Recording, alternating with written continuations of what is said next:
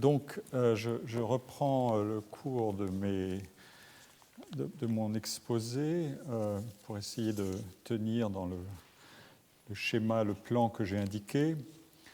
J'en étais resté à une analyse d'un écosystème de la production du savoir et à l'argument de ce qu'on appelle des économies d'agglomération, dont je vais vous donner un certain nombre d'illustrations pour comprendre exactement les mécanismes et en même temps essayer de décomposer ce que sont les savoirs qui sont en jeu. Ils sont d'espèces multiples et c'est un peu c'est le propos principal de ce début de ce deuxième cours. Je voudrais tout de suite partir d'un exemple que j'emprunte à un livre de Enrico Moretti, je vais le développer plus tard, mais qui s'appelle The New Geography of Jobs, qui est paru il y a 2 ans. Et ce sont 2 tableaux qui vous indiquent à gauche, enfin ici, ça c'est un classement, ce sont des villes américaines. Là, c'est le pourcentage de diplômés qui ont un diplôme de l'enseignement supérieur américain, de college degree. Ici, c'est le salaire de ces diplômés d'un diplôme de college. Et ici, c'est le salaire des diplômés ou de ceux qui n'ont qu'une formation dans l'enseignement secondaire américain, d'une high school. Et le classement est donné comme ça en fonction du taux de diplômés dans la ville en question, de diplômés du supérieur.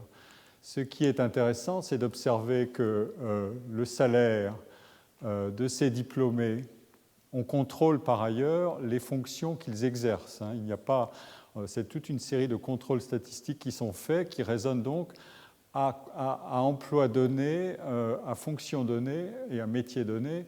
Regardons ce que gagne un diplômé dans la ville en question, un diplômé du supérieur et un diplômé du secondaire. Ce qui est très intéressant, c'est que le salaire varie du simple au double en fonction du taux de diplômés dans la ville.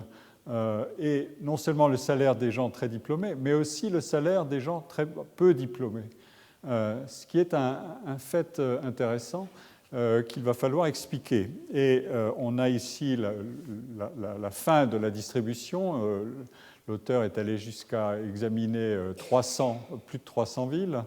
Et là, on a des taux de diplômés du supérieur très faibles, 11%, alors qu'on était à plus de 40% tout à l'heure, ou à 50%.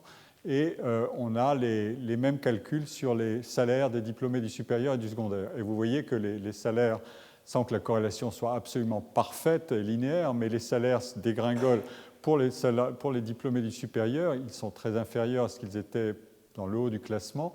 Et pour les travailleurs moins qualifiés, ils sont beaucoup plus faibles encore.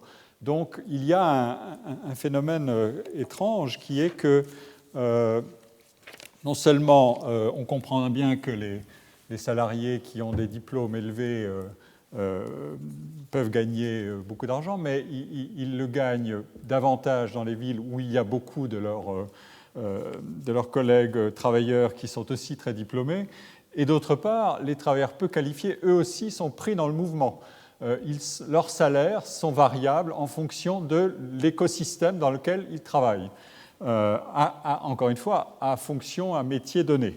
Donc, il y a là, autrement dit, l'individu ne doit plus être considéré comme détenteur, comme je l'ai dit la dernière fois, d'un capital incorporé de formation, de compétences, etc., mais il doit être enveloppé dans un système de relations qui sont plus ou moins fécondes avec un environnement plus ou moins stimulant. Et vous pouvez, en quelque sorte, étendre le raisonnement que je faisais antérieurement, la semaine dernière, sur le thème de, dans une entreprise où les technologies sont meilleures, où le management est supérieur, on est plus productif et on est aussi mieux rémunéré. Il y a un phénomène de complémentarité. Ici, vous pouvez l'étendre au-delà de la seule entreprise ou de la seule organisation, vous pouvez l'étendre à une zone tout entière, une zone urbaine, une ville, mais aussi ce qu'on appelle un cluster ou une vallée, une Silicon Valley. Voilà. Donc ce point intrigue quand même. C'est une découverte et il faut évidemment l'expliquer. Alors pourquoi est-ce que ça se passe comme ça? D'abord, il faut répondre à un argument qui permet éventuellement de corriger les choses si on les pense en termes de simple corrélation. Cet argument auquel il faut répondre, c'est que dans les villes qui ont des forts taux de diplômés et des salaires moyens plus élevés que la main-d'œuvre qualifiée et non qualifiée en moyenne, évidemment, le coût de la vie est plus élevé. Je veux dire, le coût de la résidence, des taxes, des transports, des frais de scolarité pour les enfants, des commerces, etc. Tout ça est plus élevé. Et donc, on peut répondre à ça en posant une deuxième question. Pourquoi est-ce que les employeurs qui, dans des marchés concurrentiels à l'échelle nationale, internationale, notamment du côté des activités très qualifiées, celles des diplômés des colleges ou du supérieur, pourquoi est-ce qu'ils paieraient des salaires si élevés pour s'implanter dans des villes et dans des bassins d'activité urbains et d'emploi de cette nature? L'argument vaut pour de multiples exemples dans le monde, et pour des villes, des métropoles, des districts, des clusters industriels qui concentrent ce genre d'activités qualifiées. On les a appelés les villes-mondes, après Saskia Sassen. On les énumère, je vais revenir sur ce point un peu plus tard, mais c'est Los Angeles, San Francisco et son environnement, New York, Boston, Paris, Londres, Amsterdam, Munich, Tokyo, Pékin, Shanghai et encore quelques autres, et Séoul. Ce sont des illustrations de ces phénomènes de ville-monde. Et par ailleurs, ces villes ont des propriétés particulières, c'est qu'elles sont plus connectées entre elles en termes de flux d'échanges, en termes de flux d'individus, d'idées, de capitaux, d'investissements, qu'elles ne sont connectées aux villes de moindre densité de capital humain. Mais ces villes sont extrêmement chères en loyer, main-d'œuvre et taxes. Donc pourquoi y rester? Après tout, les coûts de transport ont baissé, les coûts de communication électronique et numérique sont quasi nuls. La plupart des entreprises employant une main-d'œuvre qualifiée pourraient se relocaliser dans des zones urbaines moins coûteuses. Eh bien, la réponse et l'argument, c'est que la concentration de ces travailleurs qualifiés agit sur la productivité de tous les autres, et de même aussi, bien sûr. Alors, c'est cet argument qui est à la source d'une analyse socio-spatiale de l'innovation et des phénomènes d'innovation et d'invention, ou de production du savoir. Et donc, je prends appui pour quelques exemples, quelques données ici sur ce travail que j'ai cité de Enrico Moretti, qui est professeur à Berkeley, et j'en extrais une série d'indications et de données que je vais vous présenter tout de suite. Vous trouverez d'ailleurs sur son site tout un ensemble de présentations PowerPoint et de résultats de son travail, et certains des documents que je vous présente y figurent aussi. Ils figurent dans son livre, mais ils figurent aussi sur son site. Alors, la thèse est celle de ce qu'on appelle des knowledge spillovers, c'est-à-dire des effets d'entraînement de la connaissance ou des retombées de la connaissance sur autrui, sur un autre que l'individu qui est concerné. Alors, le facteur le plus important du succès économique des villes et des agglomérations était, jusqu'à la fin des années 70, le capital physique. Eh bien maintenant, c'est le capital humain qui compte comme le prédicteur essentiel de la croissance économique d'une ville.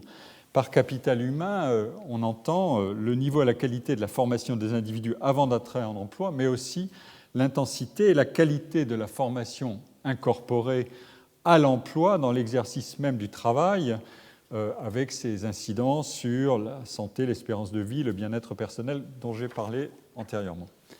Or, cette répartition sociale et spatiale du capital humain est très inégale. Je vous ai donné une analyse en termes de rendement du capital sur le salaire la dernière fois, mais maintenant je vais ajouter cette dimension spatiale. Et avec cette répartition spatiale inégale vient aussi la répartition évidemment inégale des richesses et des connaissances détenues et produites. Alors ici, vous avez une carte américaine des États-Unis qui vous donne la répartition des travailleurs en fonction de leur diplôme du supérieur. En foncé, ce sont les taux de diplôme du supérieur, les taux de diplôme les plus élevés dans la population, et plus vous allez vers les nuances claires, plus le taux de diplôme de l'enseignement supérieur est faible, et en blanc sont les zones rurales. Donc vous voyez la carte, gardez-la en mémoire parce que vous aurez des phénomènes assez similaires plus tard quand on analysera la production scientifique. La carte est évidemment extraordinairement polarisée et on voit bien les effets de concentration et de densité de cette main-d'œuvre qualifiée. Cette autre carte que je vous présente maintenant, c'est celle qui analyse la contribution au produit intérieur brut des zones urbaines considérées. Et vous voyez, plus évidemment la pyramide est élevée, plus la contribution est élevée.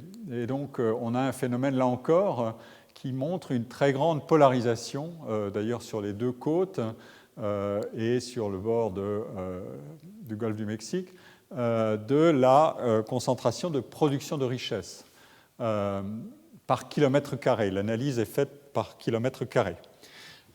Donc, c'est une autre manière de donner la démonstration. Le pays qui est aujourd'hui encore le pays le plus riche, celui qui est aussi dominant en matière de recherche, de puissance scientifique et universitaire et d'innovation, est au fond composé de 3 pays. À un extrême, des zones qui concentrent plus que proportionnellement des travailleurs très qualifiés et très productifs, c'est ce qu'on appelle des brain hubs. À l'autre extrême, des villes traditionnelles avec des activités faiblement qualifiées des industries traditionnelles, et au milieu, des villes qui peuvent évoluer vers l'un ou l'autre profil. L'histoire d'une ville comme Détroit est une illustration d'un déclin spectaculaire et d'une tentative de renaissance sur de toute autre base. Alors, cette écologie du travail qui illustre ce type de carte, elle agit sur le rendement de la connaissance qui est produite et de la connaissance qui est incorporée, le taux d'invention et d'innovation, et de la connaissance incorporée par les individus, à travers le phénomène du rendement salarial dont j'ai déjà parlé. Alors, connaissance produite. Une des mesures simples de la productivité du travail scientifique et scientifique et technique, du moins pour ce qui est de la contribution directe à la croissance économique, et dans des domaines dont la contribution à l'innovation et à la croissance est la plus facilement mesurable, c'est-à-dire la plus proche d'une appropriation et d'une exploitation par les agents économiques, une de ces mesures simples, c'est le volume de brevets qui sont déposés. C'est une information publique et qui donc donne lieu à beaucoup de travaux de recherche et d'investigation. Eh bien, voici, encore une fois, à partir de la même source, la carte des brevets qui sont déposés par travailleur. Plus c'est foncé, plus le taux de brevets déposés par individu est élevé, et plus c'est clair, plus il est faible. Donc, vous voyez, sans les superposer exactement, que là encore, les phénomènes de polarisation et de concentration dans certaines zones sont tout à fait éloquents.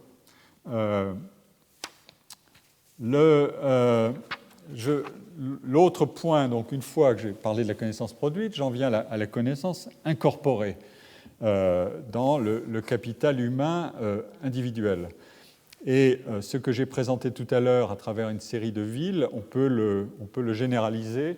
Ici, malheureusement, la diapositive n'est pas très précise, enfin les nuances sont faibles, mais vous pouvez me croire, les ronds représentent des villes.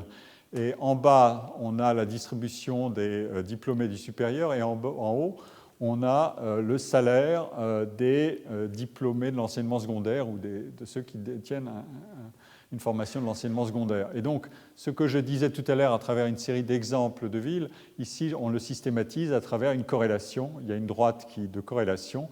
Plus le pourcentage de diplômés est élevé, du supérieur, plus le salaire des travailleurs qui n'ont pas de formation supérieure est élevé aussi. Donc, c'est une mesure du spillover, de la retombée, de l'effet d'entraînement du capital humain incorporé individuel. La droite de régression est donc sans équivoque. Et l'analyse est très robuste après contrôle sur des données longitudinales. Un même travailleur voit son salaire croître à mesure que le nombre de diplômés de l'enseignement supérieur dans son environnement augmente. Ces tests ont été faits. Alors, triple explication. Travail qualifié et travail moins qualifié sont complémentaires. La présence de travailleurs plus qualifiés peut faciliter les phénomènes d'apprentissage chez les autres. C'est un phénomène de ce qu'on appelle pollinisation, fertilization, ou un effet d'entraînement de la connaissance, comme je l'ai dit. D'autre part, une main-d'œuvre à niveau d'éducation supérieure concentrée favorise l'adoption de technologies plus récentes et plus avancées, et donc de meilleure qualité pour les organisations, entreprises, administrations, etc., et les employeurs locaux. Enfin, de nouveaux emplois de services émergent dans un environnement de cette nature, ces activités qui sont à forte valeur ajoutée, généralement avec des professionnels qualifiés. Alors, le premier point qui est la nature complémentaire des deux espèces de travail, pour en rester à une dichotomie simple, il a été généralisé. La croissance du niveau général de formation des individus et de capital humain concentré dans une ville engendre ce qu'on appelle des externalités, c'est-à-dire des effets externes à ceux qui détiennent ces capitaux. Dans les interactions, les individus apprennent les uns des autres en partageant des savoirs et des compétences, ce qui peut engendrer de manière cumulative d'importantes retombées de connaissances, des transferts en quelque sorte, qui sans cesse peuvent stimuler l'inventivité. Et ces effets ont un rôle important pour la croissance à long terme de ces villes et de ces zones. Donc, ces recherches conduisent aussi, on le voit bien dans les cartes et les graphiques, évidemment à souligner une conséquence négative assez spectaculaire de telles évolutions, c'est la polarisation croissante qui est provoquée par cette économie d'agglomération, une polarisation sociale évidente qui est la distinction entre le cœur et la périphérie des villes et leur extension considérable de ces périphéries qui relèguent une partie des travailleurs qui viennent travailler au centre en train, en métro, en voiture et qui repartent. Et avec la polarisation des espaces de travail vient aussi la polarisation des niveaux de revenus. Mais, encore une fois, on gagne plus à être dans ces zones qu'à être ailleurs. La polarisation étant donnée de toute façon. Dans le graphique, j'ai encore deux graphiques que je tire du même travail. Dans les deux graphiques qui sont là, vous voyez le phénomène en dynamique temporelle. Ici, on a les villes avec peu de diplômés du supérieur, et ici, les villes avec beaucoup de diplômés du supérieur.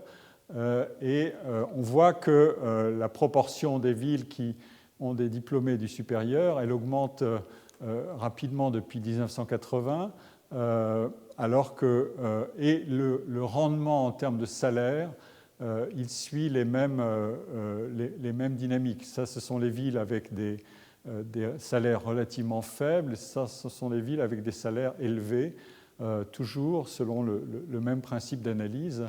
On voit que, loin de s'arrêter, le phénomène s'amplifie. Et donc, c'est évidemment un point essentiel. Qu'est-ce que veut dire augmenter le niveau d'éducation de la population et le niveau de qualification de la population?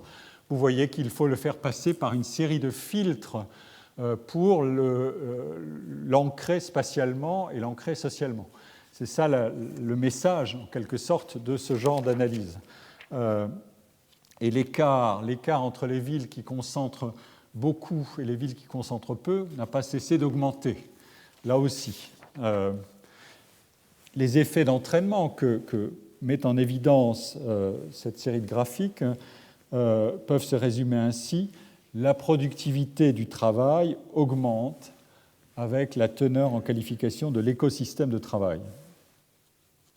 Il y a évidemment, dans l'analyse de ces phénomènes de productivité supérieure du travail dans les agglomérations, il y a d'autres facteurs qui peuvent être invoqués, pas simplement le seul facteur du capital humain et du niveau de formation de la main-d'œuvre.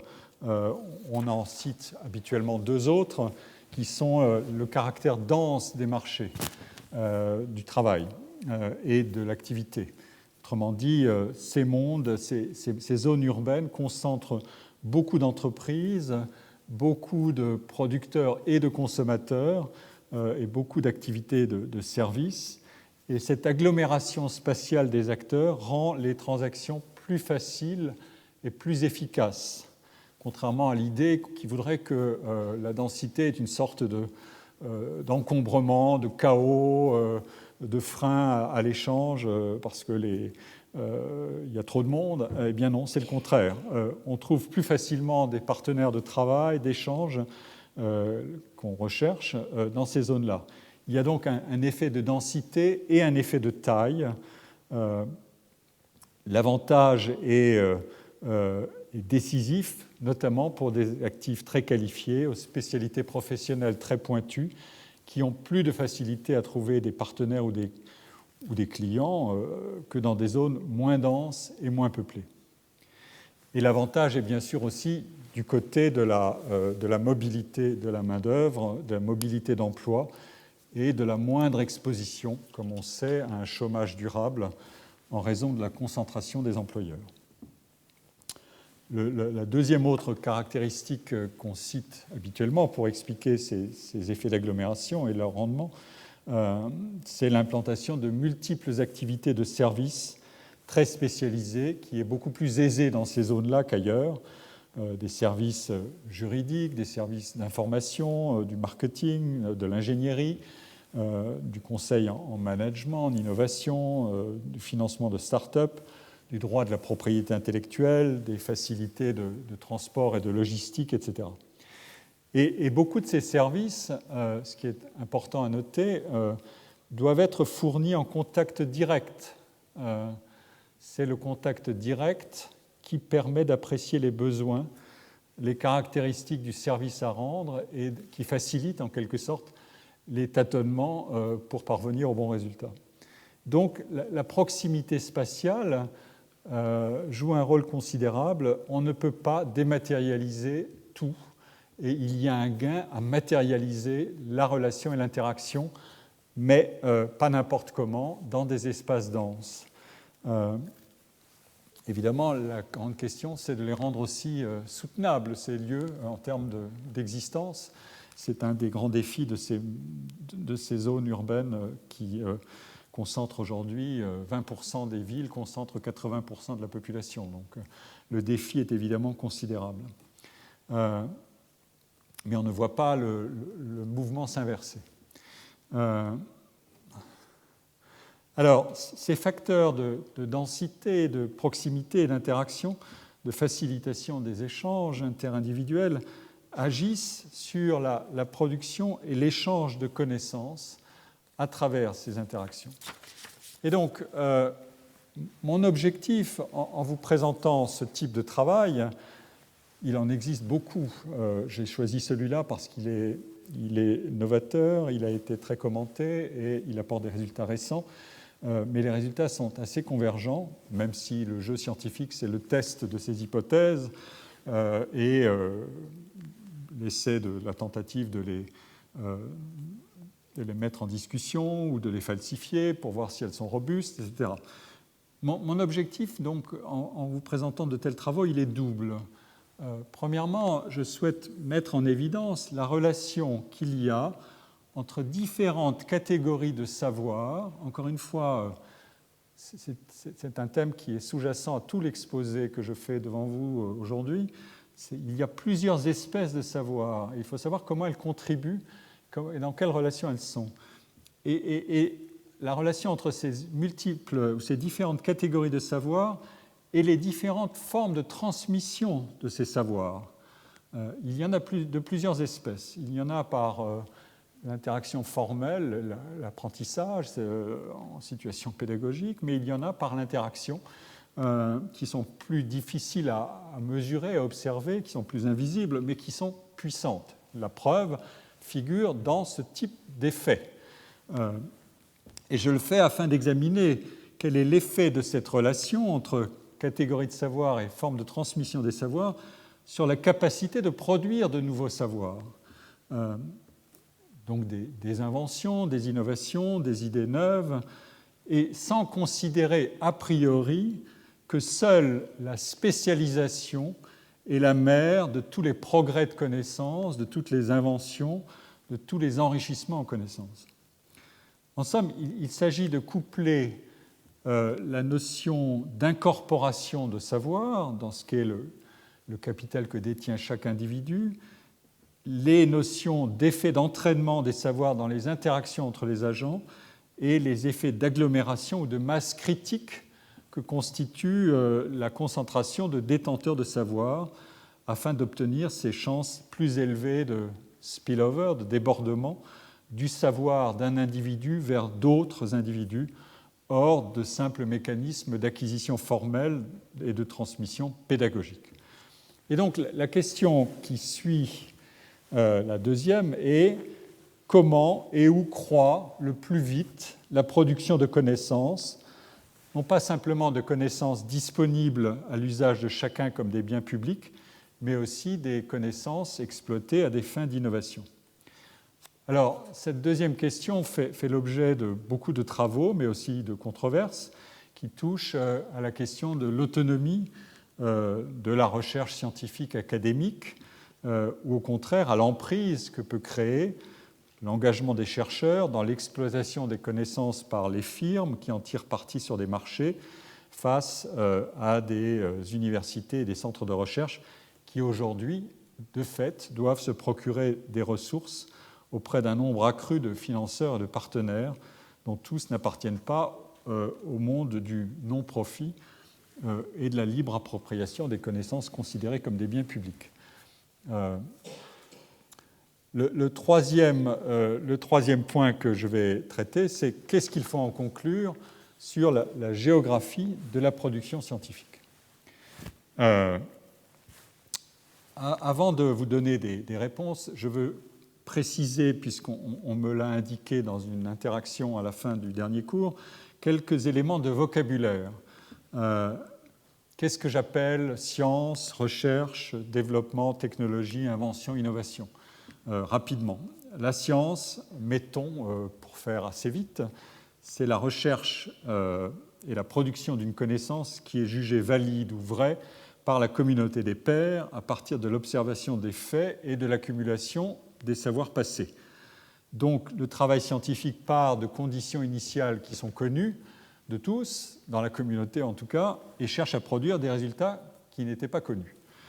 La recherche fondamentale a pour objectif d'obtenir une connaissance plus complète d'un sujet sans se soucier directement des applications particulières possibles. Donc elle fait avancer le savoir scientifique hors d'un objectif direct de conversion en produits commercialisables. Et l'essentiel se déroule effectivement dans les universités, les centres et instituts de recherche publics ou privés de non-profit de recherche. La recherche appliquée vise à obtenir un savoir et à des fins de répondre à des besoins précis et reconnus. Autrement dit, il y a là des objectifs effectivement précis de commercialisation en vue de produire des produits, des processus ou des services. Le développement, on dit recherche-développement, le développement c'est l'utilisation systématique du savoir obtenus par la recherche à des fins de production ou de production de biens, de systèmes, de méthodes utiles. L'invention, dans ce que je dis ici, c'est la création de quelque chose d'authentiquement nouveau, et l'innovation procède de l'invention en tant qu'elle exploite l'invention en vue d'une implémentation ou d'un succès entrepreneurial sur le marché des biens et des services. Donc vous voyez, la polarité est simple. Derrière, on a toujours la partition entre recherche, invention, qui sont, semble-t-il, plutôt en côté amont, et de l'autre, développement, qui est un processus qui déplie en quelque sorte les capacités de l'invention, puis qui l'applique, qui le développe commercialement et qui le convertit en produit. Vous verrez que cette présentation un peu linéaire des séquences, elle est en fait pas fidèle à la réalité, mais pour l'instant, je fixe les termes de cette manière-là pour savoir s'ils vont s'ordonner dans un schéma linéaire ou non. Je reviens rapidement à une analyse importante et classique qui est de savoir quelle est la relation entre le savoir et la croissance économique. Une caractérisation classique de la croissance économique, c'est qu'elle résulte de l'augmentation de la productivité horaire du travail. Cette productivité a par exemple été multipliée par 4 dans les pays avancés entre 1950 et aujourd'hui. Comment est-ce qu'on l'explique, cette augmentation de la productivité du travail? Il y a des travaux célèbres comme ceux de Robert Solow qui ont montré que l'analyse classique qui voulait expliquer la croissance par les facteurs, la combinaison des facteurs du travail et du capital, capital étant les actifs non financiers, les machines, les équipements, les bâtiments, etc. Cette analyse ne peut pas réussir si elle n'incorpore pas le progrès technologique. L'augmentation de capital, au sens que j'indiquais, matériel, n'explique que 11% de la croissance des États-Unis entre 1909 et 1949, alors que le progrès technique, qui est de fait dans les travaux en question aperçu comme un résidu de l'explication. Il faut imputer à ce qui manque dans le modèle et qui est résiduel dans l'explication, il faut l'imputer à ce progrès technique. C'était ça le paradoxe. Eh bien, ce progrès technique compte pour 51%. Donc, la chose est assez claire. Cela dit, dans cette analyse-là, le progrès technique était considéré comme une sorte de grandeur exogène. C'était même un résidu dans les équations, mais c'était une grandeur exogène. Quelque chose qui ne peut pas être contrôlé, qui survient comme un choc. Et donc, en étant considéré ainsi, on voit que la croissance, en quelque sorte, a des profils qui bondissent d'un état stable à un autre. On passe d'un profil de croissance à un autre en fonction et au rythme des chocs exogènes d'innovation technique et de progrès technique. Ces progrès sont réputés imprévisibles et extérieurs au système. Ils viennent le frapper, en quelque sorte. C'est le thème des grandes séquences que vous entendez répéter à l'infini sur les premières périodes de croissance, 1780, 1880, 1980, etc. Cette idée-là, évidemment, est le socle de la compréhension de la relation entre croissance et savoir à travers le progrès technologique, l'innovation technologique. Mais il est apparu d'autres théories dans les années 80 qui sont celles qu'on appelle les nouvelles théories de la croissance et qui cherchent à expliquer le même problème. Comment est-ce que la productivité du travail augmente et donc comment le pays peut s'enrichir à travers deux explications. Premièrement, l'élévation du niveau de formation des individus.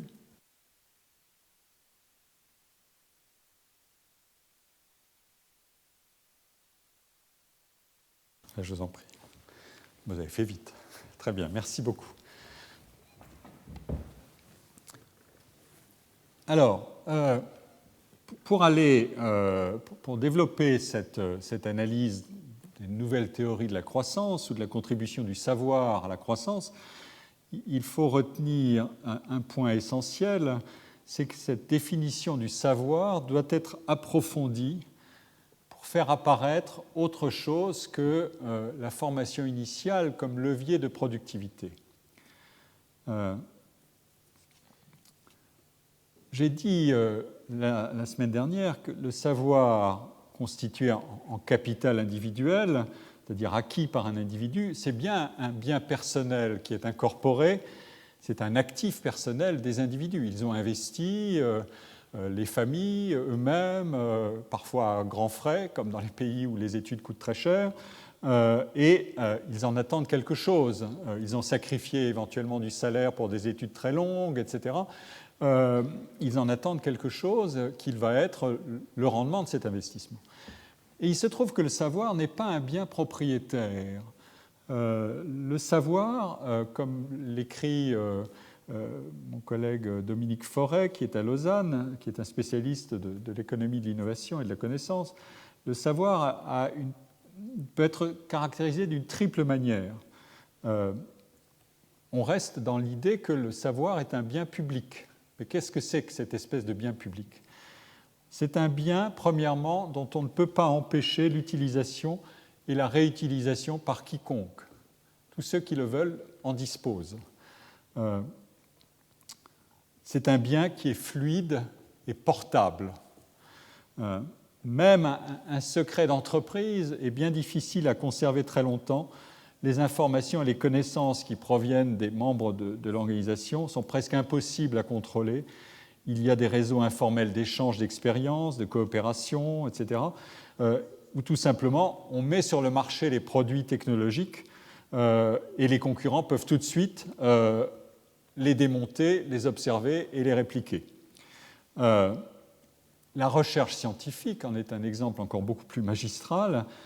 Elle fait de ce caractère ouvertement appropriable son ressort fondamental. La production d'un chercheur, c'est la publication, c'est-à-dire la diffusion la plus large possible. La rémunération d'un chercheur, outre son salaire, mais la rémunération auprès des pairs pour ce travail, c'est la citation, c'est la monnaie du milieu scientifique, la citation. La citation et au-delà les différentes formes d'utilisation qui peuvent être faites de cette connaissance.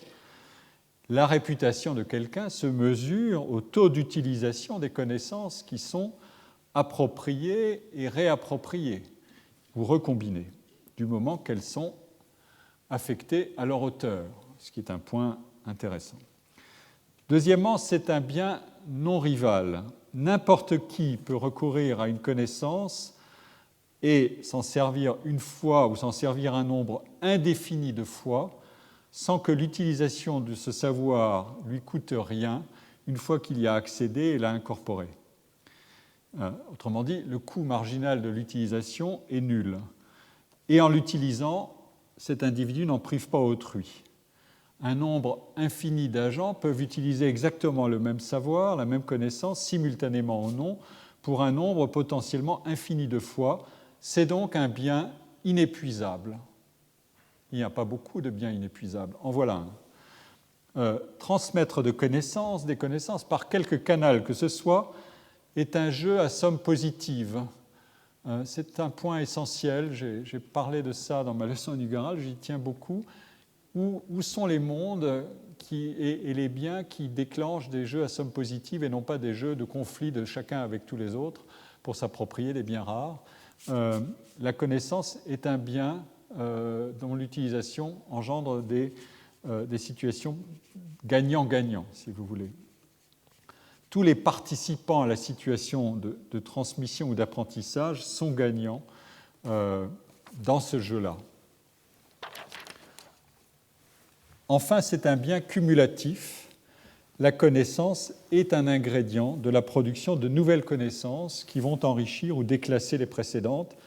Donc la connaissance est à la fois un produit final de l'activité et un bien qui sert à la production de nouvelles connaissances. C'est à la fois un bien de consommation, si on veut, et un bien de production en même temps. évidemment, la question qui se pose à ce moment-là, c'est si ces biens de connaissance ont ces caractéristiques-là, comment leur production peut-elle être économiquement viable? Eh bien, par deux simples mécanismes, le financement d'emplois, de recherche et de production de savoirs nouveaux, et le monopole temporaire sur l'invention qui est exploité et qui peut engendrer des profits ou des ressources à son propriétaire ou à l'organisme qu'il détient, afin de rendre l'investissement dans la recherche économiquement soutenable. Donc, il faut bien garder à l'esprit que du caractère non exclusif et cumulatif de la connaissance ne se déduit pas ipso facto la gratuité d'appropriation et d'exploitation. C'est évidemment plus complexe que cela. Mais c'est un sujet de débat considérable et aujourd'hui plus qu'avant. En 1962, Kenneth Arrow a donné un célèbre article sur la justification économique du monopole temporaire sur l'invention. Aujourd'hui, les discussions vont bon train sur la libre utilisation, l'open space, l'open source, les mondes communs où la connaissance circulerait sans être appropriable économiquement. Alors, mais je ne vais pas développer ce point maintenant.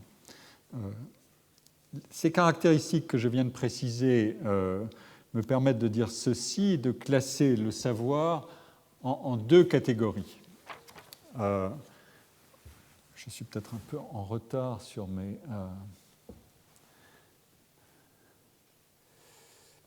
Pardon. Voilà. Il y a d'une part le savoir visible, codifié, créé selon une technologie bien identifiée. Bref, le savoir dont la qualité et la valeur dépendent d'une fonction de production du savoir. Quand j'enseigne, quand je travaille comme chercheur, il y a un système de production de ce savoir qui est plus ou moins efficace et dont le résultat est une invention, une découverte originale et neuve ou une transmission qui font l'objet de publications grâce auxquelles les inventeurs sont crédités de la priorité dans la découverte ou dans le progrès incrémental des connaissances sur un sujet. Ce savoir, il est donc déposé dans des publications, dans des brevets, etc. Il est codifié, il est enregistré, il est répertorié, il est catégorisé, il est cité, il est exploité, ou du moins rien ne s'oppose à ce qu'il soit cité et exploité. Dans la réalité des faits, il y a des disciplines où 90% des connaissances produites ne sont jamais citées. Donc il est potentiellement citable, mais il ne l'est pas toujours. Cette simple indication que je viens de vous donner montre à quel point la production de connaissances est un jeu incertain et risqué. Je reviendrai sur ce point plus tard.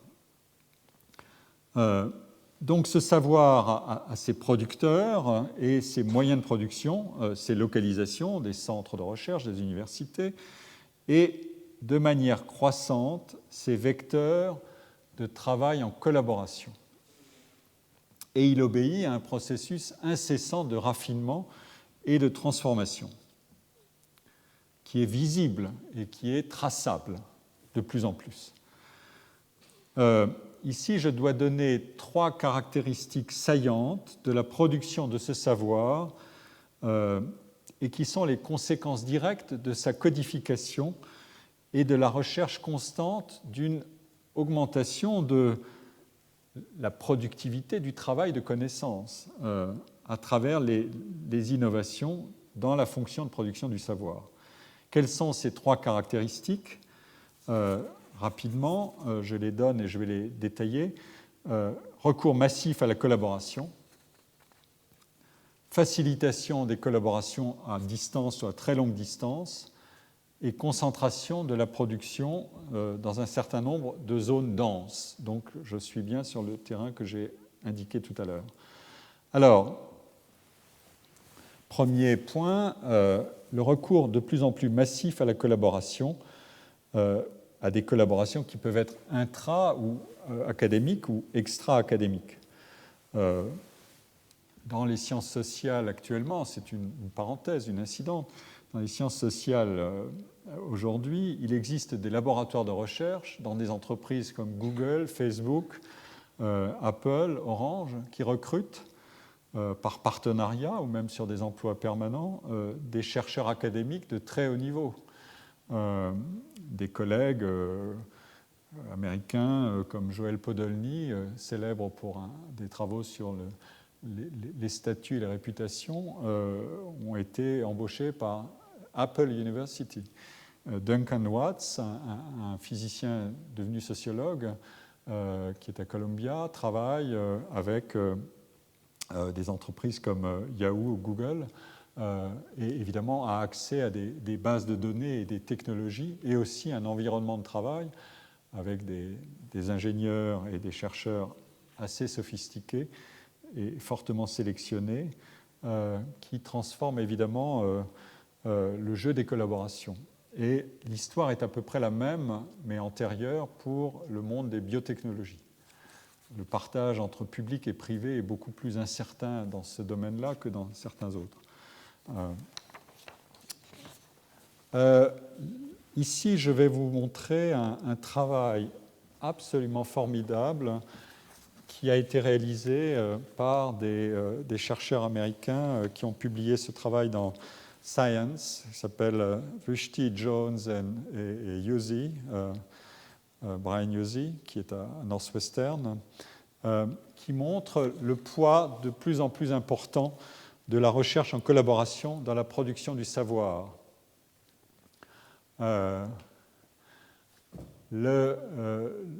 Ces données-là montrent le poids de cette collaboration dans le travail scientifique en décomposant le domaine scientifique en plusieurs secteurs, Science and Engineering, Social Sciences, Arts and Humanities, et avec le nombre de secteurs qu'on peut y trouver, et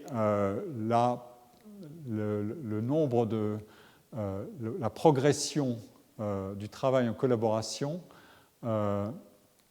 entre les premières années observées, c'est à partir de l'analyse de l'analyse bibliométrique de la production d'articles que tout ça se fait, et les différents domaines ne peuvent pas être étudiés à la même temporalité. Des bases remontent plus ou moins loin dans le temps, donc on prend les 5 premières années et les 5 dernières années et on regarde quel est le pourcentage d'augmentation du travail en collaboration. Et il est très élevé dans tous les domaines. Plus élevé dans certains que dans d'autres, mais il est très élevé. Ce que montre le travail, et maintenant je vous présente ces deux autres graphiques, c'est le pourcentage de progression du nombre de collaborations dans les secteurs dont j'ai parlé. Le bleu, c'est les arts et les humanités, comme on dit aux États-Unis. Le jaune, c'est les sciences sociales. Le rouge, c'est la production de brevets. Et le noir, c'est Science and Engineering, de 60 à 2000. Pour certains, plus tard, puisque les bases, encore une fois, comme je l'ai dit, ne remontent pas toujours aussi loin. Et ici figure, à droite, la taille moyenne des équipes. Donc, vous voyez, premièrement, le nombre de collaborations augmente, la proportion du travail en collaboration s'élève. Elle est très différente selon les secteurs. Ça, c'est un autre point évidemment essentiel.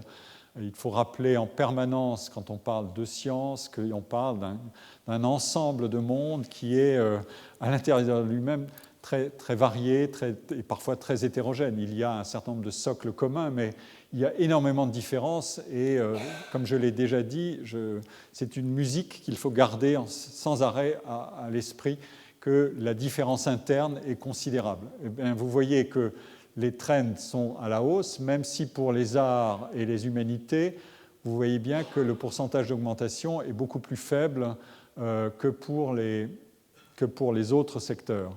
Et de même, la taille moyenne des équipes, elle est plus faible dans ce secteur-là que dans les autres. Donc les deux courbes, les deux tableaux ont des propriétés homologues.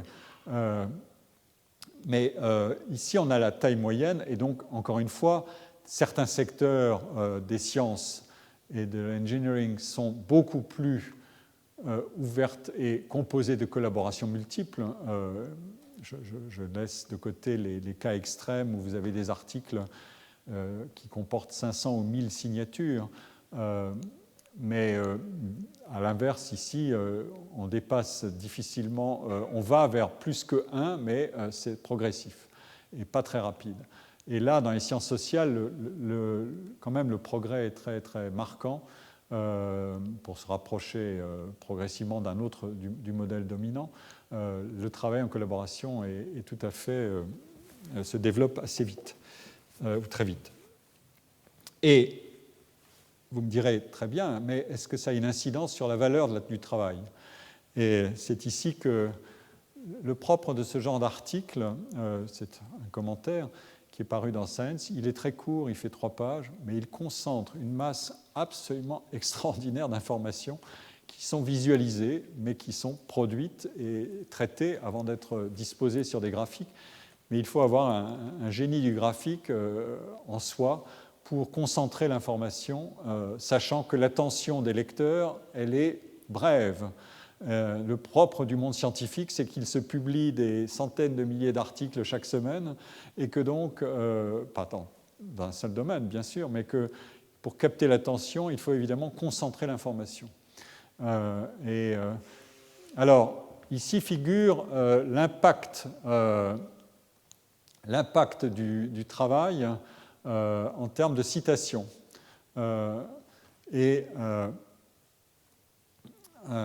Le travail est fait d'une part en vers pour les articles qui ont un seul auteur et qui reçoivent plus de citations que les articles qui ont plusieurs auteurs. Et vous voyez que, et derrière il y a des points, mais la tendance, elle est là aussi à, comme le dit le commentaire, le travail en équipe reçoit plus de citations que le travail individuel. Et c'est vrai à peu près tous les domaines, sauf, encore une fois, sauf pour le secteur des brevets, qui est un secteur particulier, mais le travail, ici figure la taille des équipes, et donc la citation de leurs travaux, elle est plus favorable quand on travaille en équipe.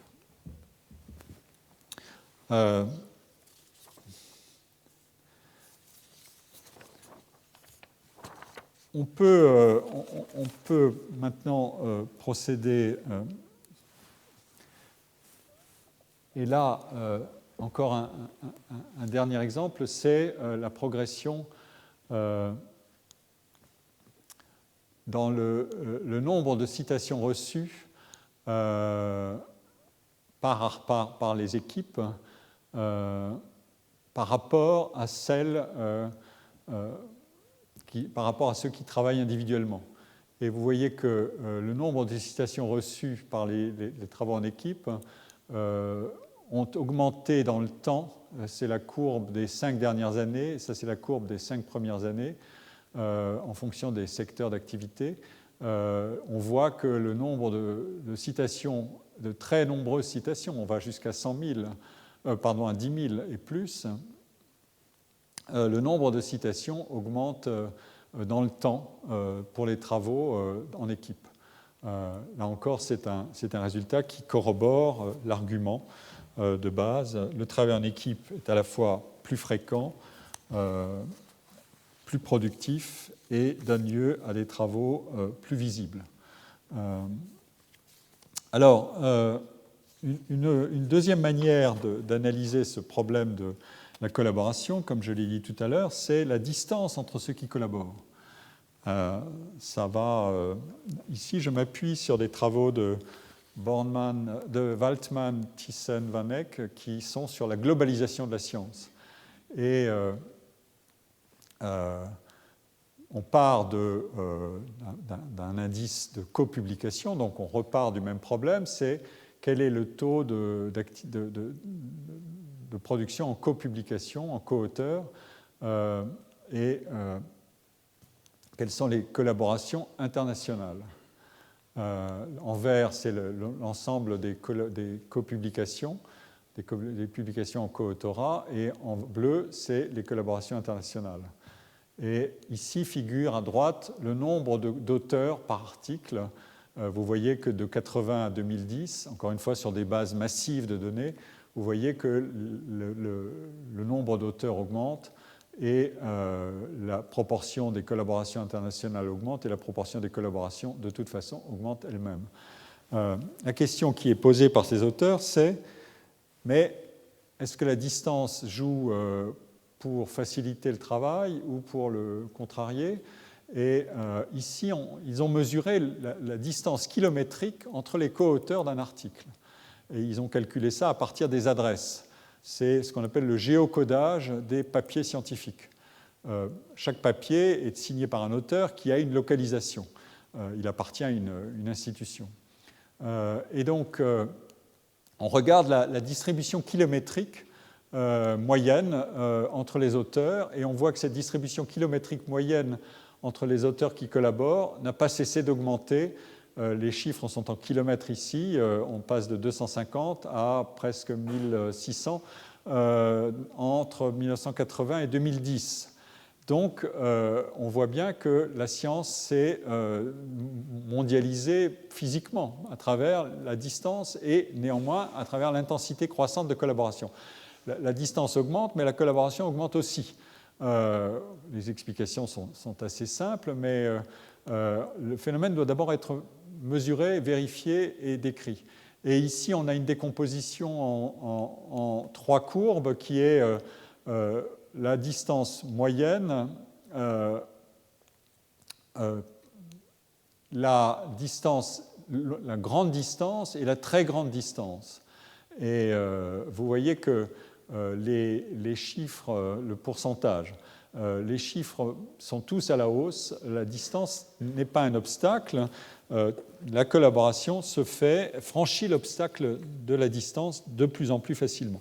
On crée des proximités, non pas spatiales comme je l'ai dit tout à l'heure, mais on crée des proximités par la communication, par les moyens modernes de communication, très facilement aujourd'hui. Et donc c'est une des caractéristiques importantes du travail de collaboration. C'est un des mécanismes, un des leviers de la collaboration, c'est qu'on franchit les barrières de l'espace très facilement. Mais cela dit, maintenant il faut savoir, ici on décompose en plusieurs secteurs d'activité scientifique. La science et la technologie et les sciences de l'ingénieur sont en bleu, en violet, non, en bleu, oui. Les sciences médicales, les sciences de la vie sont en vert, les sciences naturelles, les sciences de l'informatique et les mathématiques sont en rouge, et en violet ou en cyan, je ne sais plus comment on dit, les sciences sociales, les humanités et les arts. Donc là encore, c'est de nouveau un phénomène assez étonnant, c'est évidemment la stratification des secteurs d'activité, non seulement par le nombre de collaborateurs, mais aussi par la distance qu'il y a entre les collaborateurs. On travaille dans les humanités et dans les sciences, dans les arts, on est plus proche les uns des autres, on est moins internationalisé que dans les autres secteurs. On a l'analyse à gauche pour la moyenne et à droite pour la longue distance, la proportion de chercheurs qui collaborent à longue distance. Donc les courbes sont étagées exactement de la même manière. Ici, vous avez dans le détail, c'est difficile à lire de loin, mais la distance kilométrique par domaine de recherche. L'astronomie et l'astrophysique, en moyenne, la distance entre les collaborateurs est de 4300 km. Et elle augmente dans le temps. On a fait un calcul d'augmentation entre 2000 et 2009. Les auteurs ont fait un calcul. La distance de collaboration augmente de 110 km en moyenne annuelle. dans ce secteur-là. Et vous voyez que tout en bas, la littérature, l'écart de distance moyen entre les auteurs est de 109 km. Et vous avez tout l'ensemble des disciplines qui sont situées ici. Donc ça vous donne une géographie du travail et du travail en collaboration. Le travail en collaboration augmente et il se disperse. Et donc on peut dire que c'est une sorte de bonne nouvelle. La communauté scientifique est devenue une communauté mondiale comme il y en a peu. N'importe qui peut travailler en collaboration à très longue distance avec quelqu'un d'autre. C'est de plus en plus fréquent, c'est inégalement réparti selon les disciplines, mais la tendance est à la hausse à peu près partout et franchit complètement la barrière de l'espace. C'est ce qui donne à la science ce caractère universel, si on veut, mais via aujourd'hui autre chose que l'incorporation du travail dans un seul individu qui représentait l'universel à lui tout seul. Aujourd'hui, l'universalité, elle est ancrée dans la collaboration. Le problème qui est posé, c'est de savoir, mais où donc travaille-t-il ? Et ici, je fais référence à des recherches qui ont été publiées par un collègue français, Michel Grossetti, et son équipe, Eckert et Millard, je crois, font partie de son équipe, et qui ont collaboré avec Yves Gingras du Québec ou du Canada, la rivière Gégou. Et ils ont étudié les taux de concentration des publications mondiales dans les villes les plus importantes. Et ils ont voulu savoir si cette concentration dans les villes, qui est un de mes sujets, elle augmentait ou elle diminuait. Et il y a deux résultats qui sont assez frappants. C'est que premièrement, les 10 villes les plus importantes dans la liste des grandes agglomérations, qui sont classées par taille jusqu'à un ensemble de 300 grandes agglomérations, les 10 premières concentraient en 86, 87, 88 en moyenne annuelle sur ces 3 années, 21% des publications, 1/5 des publications mondiales. Et les auteurs montrent que ce taux a diminué. Il est de 13% 20 ans plus tard. Donc l'argument de « il y a des villes-mondes qui captent tout », c'est peut-être un argument qu'il faut regarder de plus près. La distribution ensuite est sujette à des fluctuations moins importantes à mesure qu'on élargit le cercle des villes en question et de leur contribution à la production. Vous voyez que si on prend en bas les 300 villes, les 300 agglomérations les plus importantes, elles concentraient 80% de la force de publication en 86 et elles en concentrent encore 75% en 2006, 2007, 2008. Donc il y a un phénomène à la fois un phénomène de concentration, mais il y a aussi un phénomène de relative déconcentration dans le temps. Du moins quand on s'intéresse à la production. Et c'est là que le jeu scientifique va encore aller un pas plus loin. Comme je l'ai dit, on a 2 critères. Souvenez-vous de la première série de tableaux sur la collaboration en équipe. Premièrement, la production et deuxièmement, la citation, c'est-à-dire la valeur attribuée aux productions qui sont publiées ainsi en collaboration et leur diffusion, leur reprise, leur réappropriation et leur exploitation. Ici, on est dans la production, mais on n'est pas dans l'exploitation de cette production. Eh bien, les travaux qui recherchent, qui analysent les mêmes phénomènes spatiaux, comme on dit, de bibliométrie spatiale ou de scientométrie spatiale, c'est-à-dire d'analyse de la production scientifique par sa localisation géographique et par la densité et la concentration de cette production.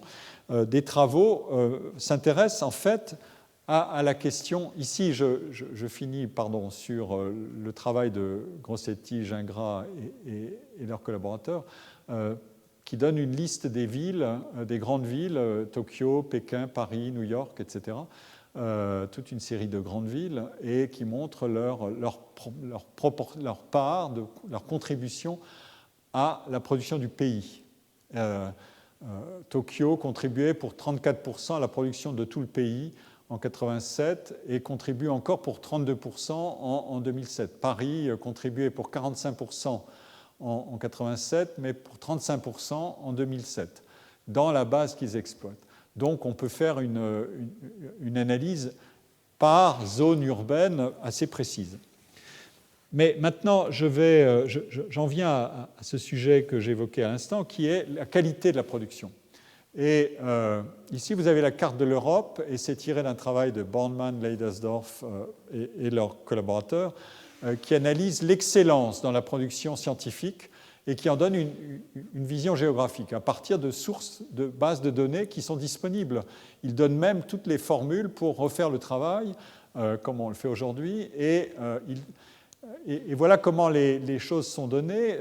Les villes sont représentées par des cercles, et la couleur représente la valeur des articles. Ceux qui sont en rouge appartiennent au dernier centile de la qualité de ce qui est le plus cité, c'est-à-dire c'est les articles qui sont le plus cités, le 1% des articles les plus cités, et les cercles bleus sont ceux qui appartiennent, qui font partie des 50% des articles les plus cités, mais donc beaucoup moins que ceux qui appartiennent au dernier centile. Donc, quand on passe du rouge au fuchsia, puis au rose, à l'orange, au cyan, comme on dit, et au bleu, on passe des articles les plus cités aux moins cités. Et vous voyez qu'on a bien un phénomène de dispersion spatiale, par exemple pour l'Angleterre, c'est très net.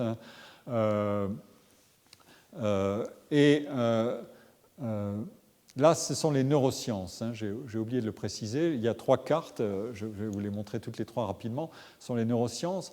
Vous voyez qu'on a bien un phénomène de déconcentration, mais quand on regarde l'impact de la qualité, les choses sont assez différentes puisque c'est quelques endroits, Londres, Oxford, Cambridge, qui concentrent la qualité la plus élevée. Paris est dans cette situation assez analogue, et en Allemagne, vous avez beaucoup d'universités, mais là encore, il y a quelques pôles, etc. En Suisse, le pôle de Zurich est absolument massif. Donc, et c'est vrai pour les neurosciences, c'est encore plus vrai pour la physique et l'astronomie, qui sont représentées ici. Ici, ce sont les sciences sociales, et là, c'est plus dilué. Notez d'ailleurs que la France c'est l'Angleterre qui bénéficie de son privilège linguistique. La science sociale qui est référencée dans les grandes bases bibliométriques, c'est la science sociale publiée en anglais. Donc il y a un biais de construction des données, par définition, et donc la France qui publie moins en anglais que les autres, que la Hollande ou l'Allemagne, souffre dans les sciences sociales d'un retard, même si sa production peut-être est elle-même aussi concentrée dans quelques zones. Mais on voit bien le phénomène ici pour la Grande-Bretagne, pour le Royaume-Uni. Donc, cette analyse socio-spatiale, de bibliométrie spatiale, j'y arrive, corrige en quelque sorte les données que présentaient Grossetti et Gingras, parce qu'elle hiérarchise la valeur de la production. Et elle montre que la concentration reparaît quand on relève l'estimation de la valeur de la production. Cet exercice-là, je voulais le faire sur la partie production du savoir formel, codifié, répertorié, classé, et faire varier la géographie de cette production et sa qualité de manière corrélée. Maintenant, j'en viens à l'autre partie de la production des savoirs qui m'intéresse. Plus on s'éloigne de la production de savoir orientée vers l'invention selon ces protocoles de recherche fondamentale, plus les savoirs qu'on mobilise et les acteurs de cette production et de cette diffusion du savoir sont hétérogènes. Et ici, je me déplace du pôle de l'invention vers le pôle de l'innovation.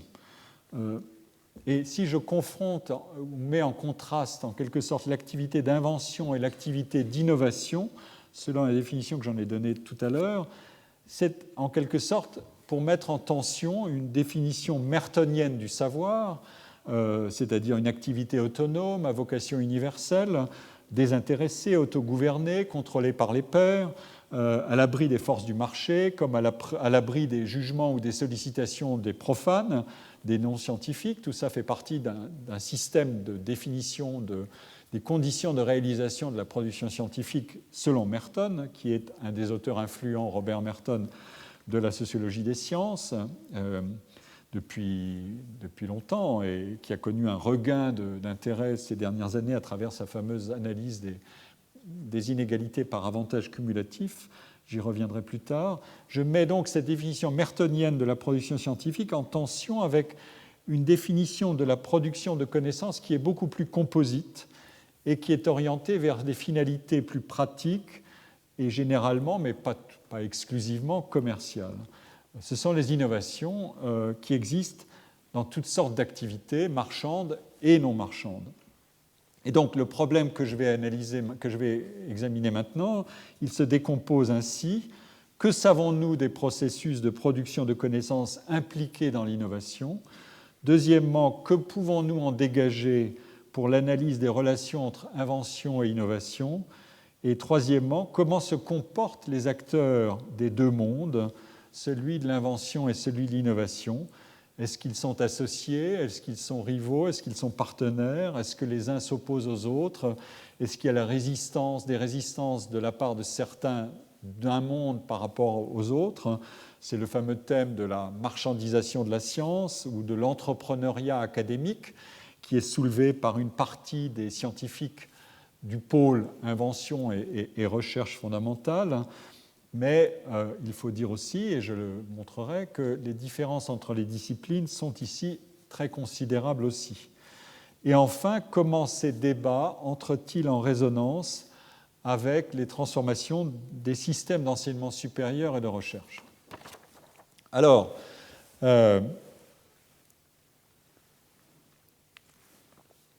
j'examine la production du savoir depuis le point de vue de l'innovation. La distinction qui est faite habituellement entre invention et innovation nous dit ceci. L'invention, comme je l'ai rappelé plus haut, est une découverte et la première émergence d'une idée qui peut être éventuellement exploitée ensuite et réappropriée. Dans certains cas, l'invention et l'innovation sont étroitement associées au point qu'il peut paraître difficile de les distinguer. Le cas des biotechnologies est un cas assez connu qui a été très étudié en sciences sociales de la science et de l'innovation. Mais dans beaucoup de cas, il peut y avoir un décalage considérable entre une invention et son exploitation ultérieure, sa réappropriation. Le partage entre invention produite, surtout dans la recherche scientifique académique, et l'innovation, qui est beaucoup une activité des entreprises, indique ensuite ceci. L'innovation, c'est une combinaison de plusieurs espèces de savoirs, de compétences et de ressources. Aptitude à élaborer des produits, connaissance des marchés, mobilisation de ressources, construction de systèmes de distribution des biens inventés, des biens innovants, mise sur le marché. Et c'est d'ailleurs aussi de là que vient la définition schumpeterienne de l'entrepreneur innovateur. Ce n'est pas simplement un individu qui a des idées géniales, c'est surtout quelqu'un qui, dit Schumpeter, combine des ressources, qui sait combiner des ressources et qui sait prendre en charge, par l'investissement et la gestion des risques, qui sait prendre en charge l'incertitude qui est inhérente au changement technologique et à l'innovation. Ce que valent les connaissances nouvelles, la transformation en technologie, en biens visibles sur un marché, est-ce qu'il y a une demande pour ces biens, quelles sont les réactions des concurrents, etc. Voilà toutes les zones d'incertitude. Et donc, à ce titre, l'innovateur qui combine des ressources et des connaissances d'ordre différents, il est bien différent, à première vue, d'un inventeur.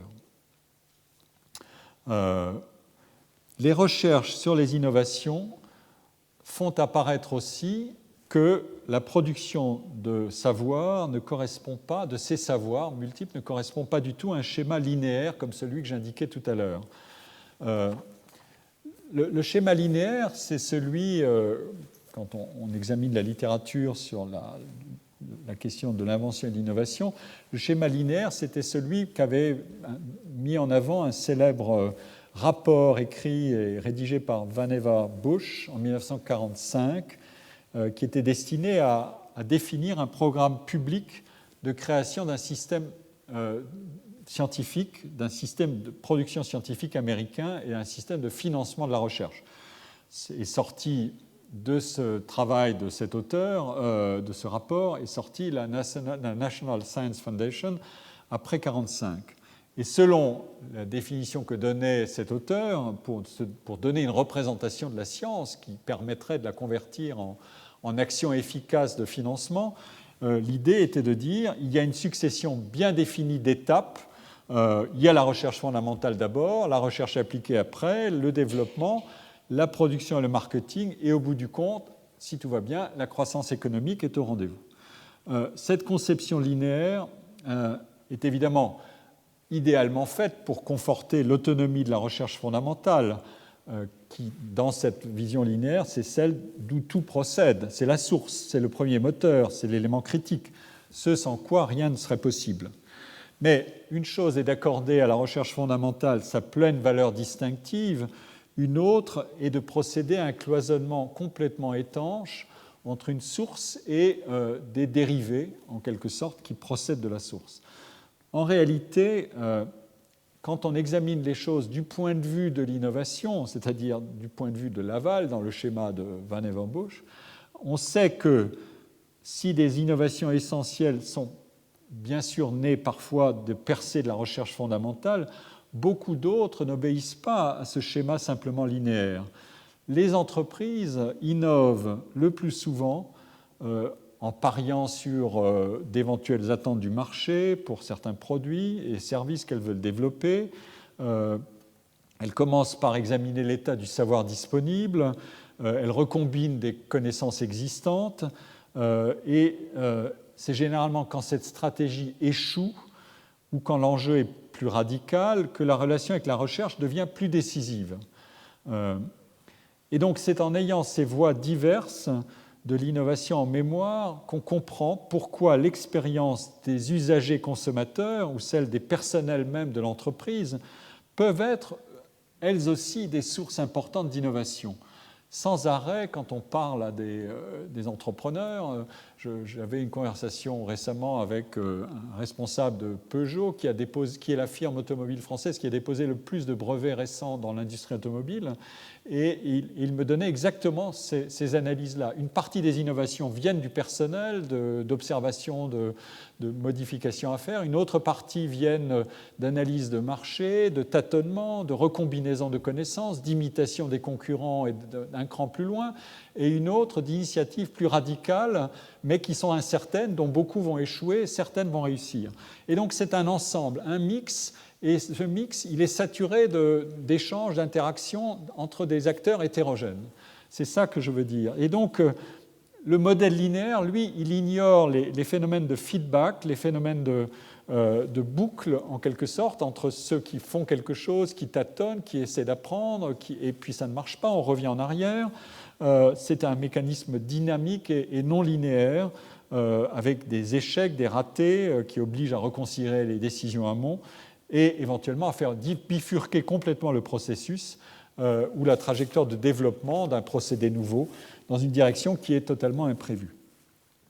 Donc, en faisant apparaître d'autres acteurs que des experts en invention source, en quelque sorte, ou en développement, et en les plaçant eux-mêmes dans des situations de tâtonnement et de bifurcation possible des décisions, il s'agit de faire apparaître non seulement l'incertitude inhérente à la production de n'importe quelle connaissance nouvelle, mais aussi des mécanismes d'apprentissage individuel et collectif.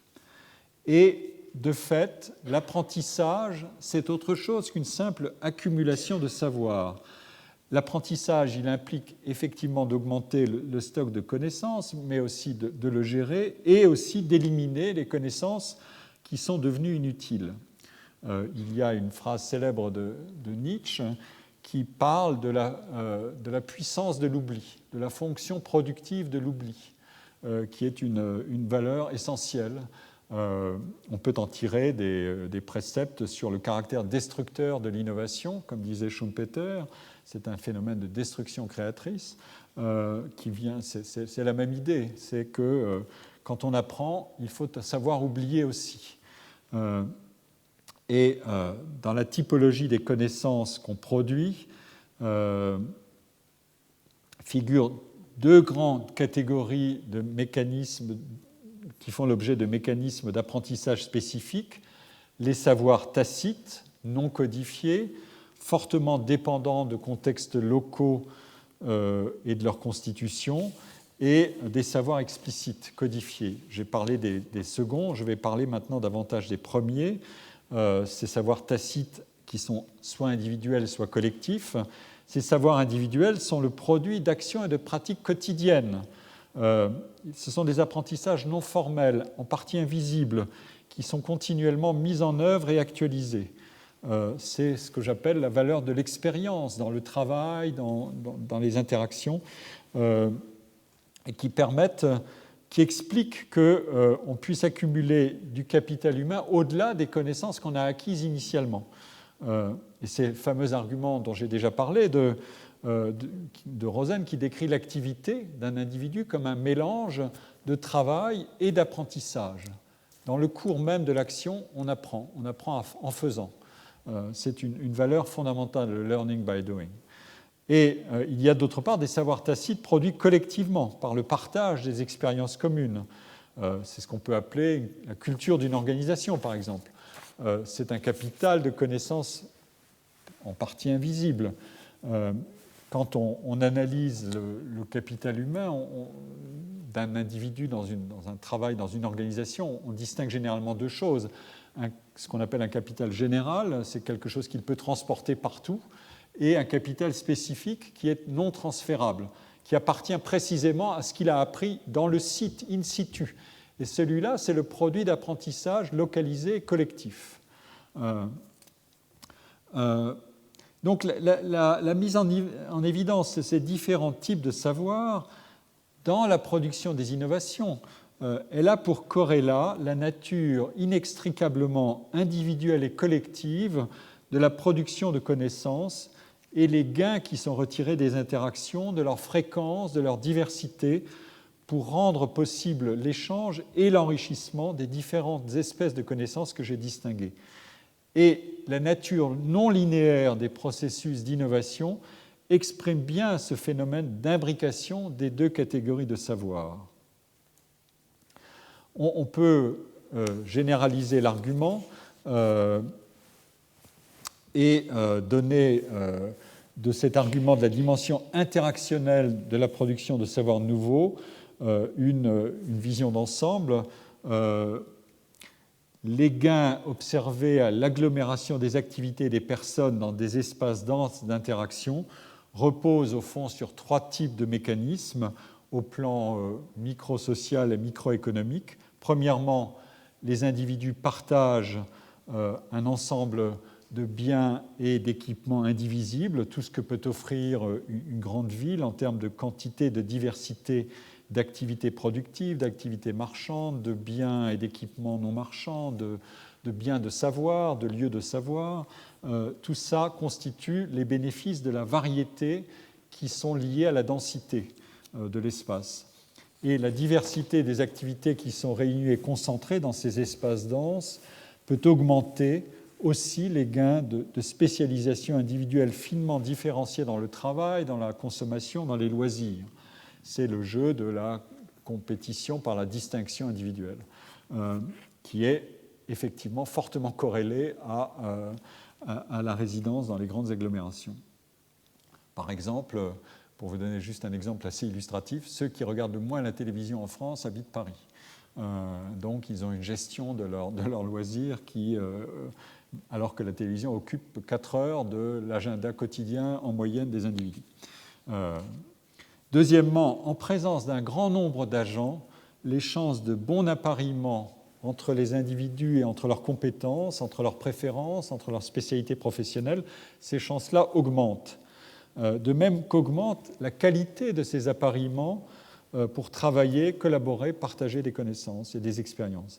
Troisièmement, l'apprentissage, ce mot-clé, acquisition, accumulation, échange de connaissances, a pour propriété intrinsèque d'être essentiellement produit par l'interaction entre les individus largement en face à face.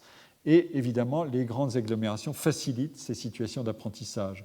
Elles ne mettent pas simplement les individus au contact de professionnels experts, de technologies de la dernière génération, dont le marché est plus simple à développer dans les grands centres urbains d'activité et de peuplement, mais les individus sont aussi en mesure d'acquérir plus vite des compétences et des savoirs ordinaires divers et une connaissance pratique du comment faire et auprès de qui apprendre. Voilà des mécanismes qui sont essentiellement liés. Ces trois caractéristiques-là, il y a une modélisation de cette analyse qui a été faite par deux auteurs, Duranton et Puga, dans un article fort intéressant de 2004. Et de tout ceci émerge une conclusion. Les chances d'innovation sont plus élevées dans ces espaces d'agglomération qui sont dotés d'une concentration et d'une diversité de ces espèces de savoir entendues en leur sens élargi. Et donc, je viendrai, puisque le cours s'achève, j'enchaînerai ensuite par, maintenant je vais recentrer la focale sur le monde universitaire et sur le monde de l'enseignement et de la recherche pour savoir quelles sont les conclusions qu'on peut en tirer de ces analyses-là d'abord, et ensuite quelles sont les conclusions à en tirer aussi pour la répartition des actes de travail dans le monde de la production de savoir et de transmission du savoir. Et c'est le thème fondamental de l'équilibre ou du déséquilibre entre produire la connaissance et la transmettre.